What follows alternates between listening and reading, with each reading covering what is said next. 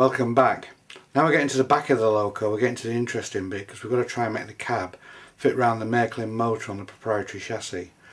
We're using the BR41 282 chassis as a basis, throwing the body away basically, and fitting the Berkshire on top.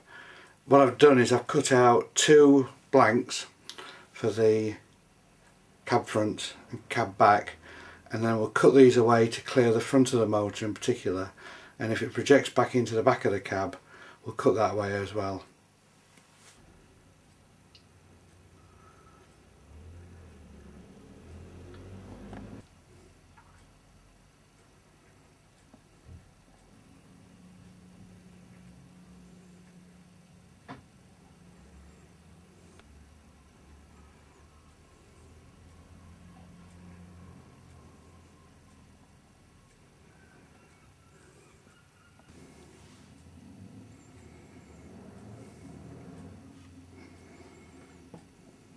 In the same way that I threaded two pieces of nickel silver together to do the cab front and back and the two cab sides, I've also done the same with the firebox sides.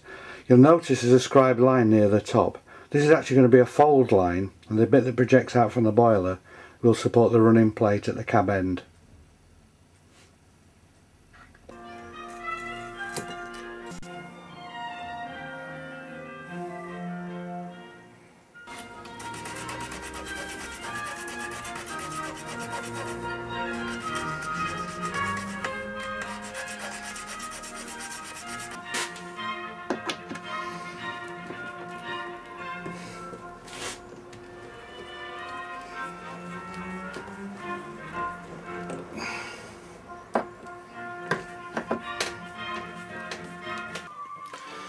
When it comes to starting to bend sheet metal, particularly in these smaller scales, what you can actually use in most cases is just a simple plain jawed woodworker's vice. Small cast steel ones that you can pick up relatively easy. If you want to get more sophisticated, you can use a proper bending tool. The one I use, which was made many years ago by Cherry Scale Models, has a bending section that has one corner that does a radius and one corner that gives you a tight 90 degrees.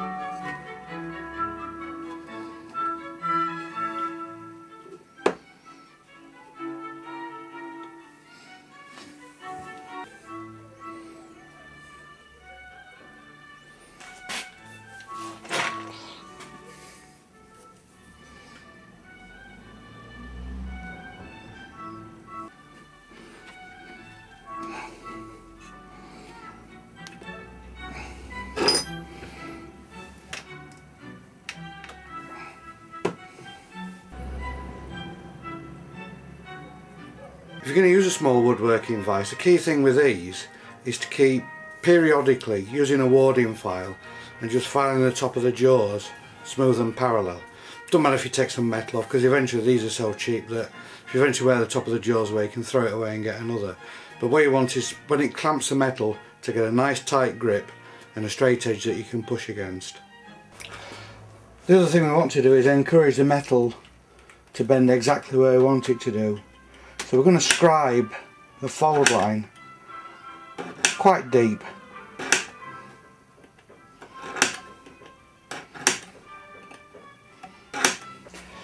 And we're going to push away from the scribe line with a big lump of square steel.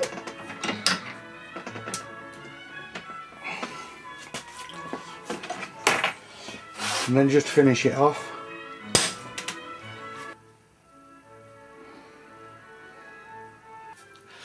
For the cab front, which is where I'm actually going to have to thin it down the most on the outer corners, because that's really where the motor sits, rather than distort it by risking cutting it with a piercing saw or anything else, I'm going to use a cutting disc.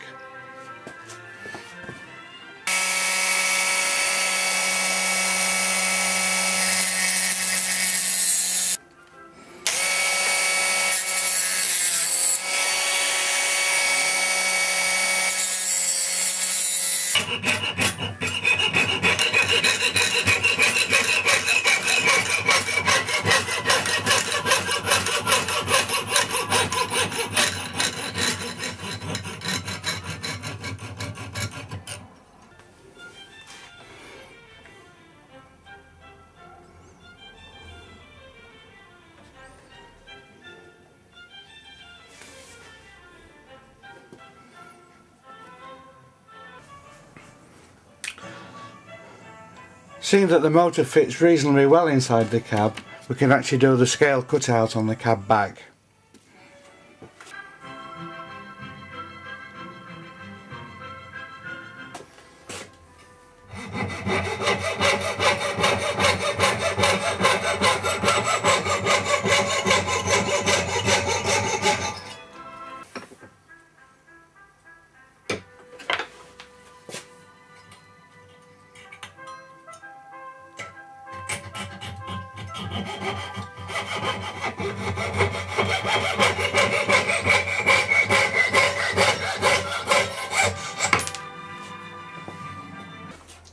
To do the soldering, we're going to make a little wooden soldering jig just out of 2 bits of timber.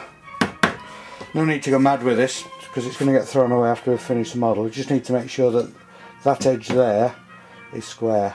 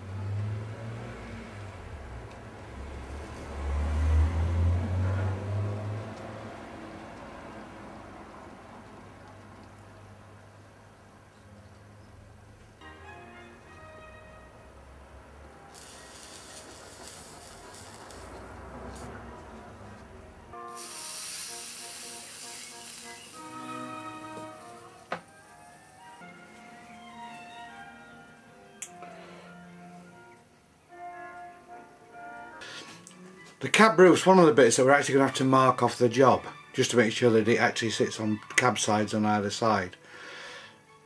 Basically what I did with this was used a big lump of brass sat in the vise to get the big radius of the actual roof, and then did the little kinks where it bends down to meet the cab sides in the woodworker's vise.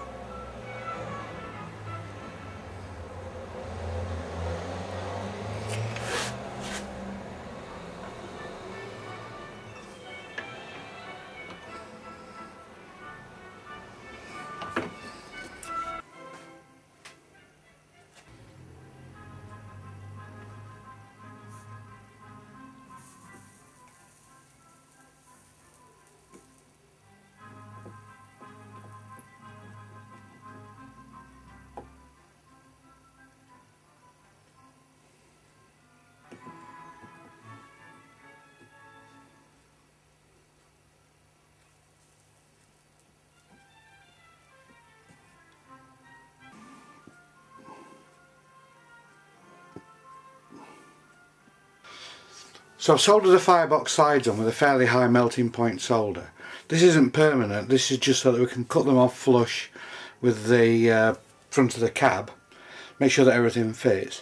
The bit that I've cut off at this end I think will eventually, I'm probably going to glue to the sides of the motor to where the firebox extends under the cab.